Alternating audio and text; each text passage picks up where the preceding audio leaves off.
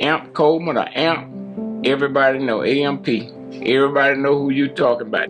I caddied at Augusta National. I've been caddying there for 43 years. That's how they know me. They don't know me by my real name. I am very fortunate to work at Augusta National Country Club, a remarkable place to work. I started out like picking up balls, and then it took me a minute before I learned how to caddy. I've been practicing for over 30 years, going on 35 years. I am the founder of a large dermatology skin cancer practice in Atlanta, Georgia. Once my vision started going away and I couldn't see anything for it, it's like reading the green or seeing the distance from the golf ball, because I found out that I had cataracts in the back of them, and then it kind of deteriorated my eyes real fast. Normally I used to see the golf ball at least 200 yards. It got so I couldn't see it 100 yards. And then it got so I couldn't see it 50 yards. And it wouldn't do me no good to go out there working anymore. During dinner, I noticed a flash occur that I just didn't know what to make of.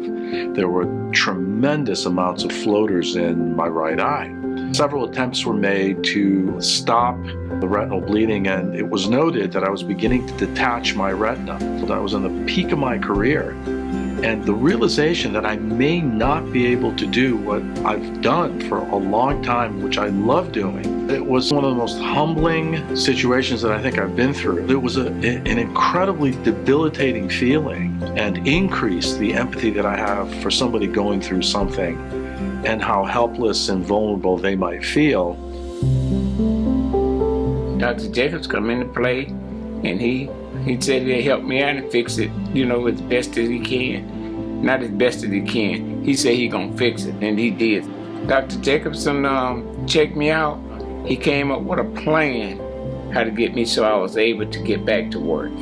We're gonna start working on the good eye first, and then we'll start working with the bad eye.